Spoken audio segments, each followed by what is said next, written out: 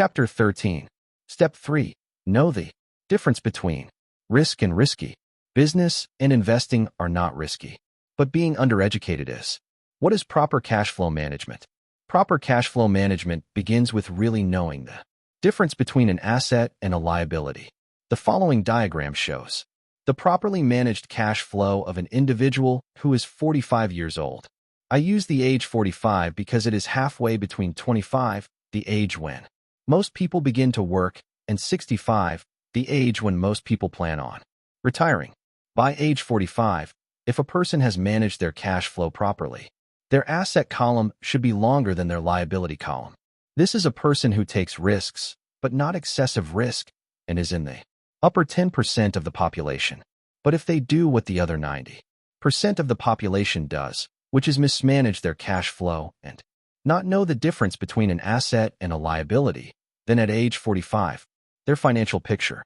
These are the people who most often say, investing is risky. For them, it is risky, but not because investing is risky. It is their lack of knowledge and formal financial training that makes investing risky. Financial literacy. In Rich Dad, Poor Dad, I explained that my rich dad demanded that I become financially literate. Financial literacy is not simply looking at the numbers with your eyes, but also training your mind to tell you which way the cash is flowing. Rich Dad often said, the direction of cash flow is everything. So a house could be an asset or a liability depending on the direction of the cash flow. If the cash flows into your pocket, it is an asset. If it flows out of your pocket, it is a liability. Financial intelligence. Rich Dad had many definitions for financial intelligence, such as the ability to convert cash or labor into assets that provide cash flow. But one of his favorite sayings was, who is smarter, you or your money? For Rich Dad, spending your life working hard for money only to have it go out as fast as it comes in is not a sign of high intelligence. You may want to review the cash flow patterns of a poor person, a middle-class person, and a rich person presented in Chapter 10. Remember that a rich person focuses his or her efforts on acquiring assets, not working harder. Due to their lack of financial intelligence, many educated people put themselves into positions of high financial risk. My rich dad called it the financial red line, meaning income and expenses are nearly the same every month.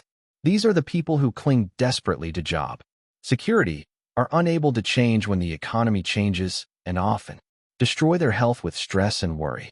And these are often the same people who say business and investing are risky. In my opinion, business and investing are not risky, but being undereducated is. Similarly, being misinformed is risky, and relying on a safe, secure job is the highest risk anyone can take. Buying an asset is not risky. Buying liabilities you have been told are assets is risky. Minding your own business is not risky. Minding everyone else's business and paying them first is risky. So step 3 is to know the difference between risk and risky. Take action. 1. Define risk in your own words. A. Is relying on a paycheck risky to you? B. Is having debt to pay each month risky to you? C. Is owning an asset that generates cash flow each month risky to you? D. Is spending time to obtain financial education risky to you? E. Is spending time learning about different types of investments risky to you? 2. Commit 5 hours of your time each week to do one or more of the following. A. Read the business section of your newspaper and the Wall Street Journal. B. Listen to the financial news on television or radio. C. Read financial websites, magazines, and newsletters. D. Play the cash flow game and visit a local cash flow club. E. Attend educational seminars on investing and financial education. F. Consider hiring a coach to help you work through the process of becoming financially free.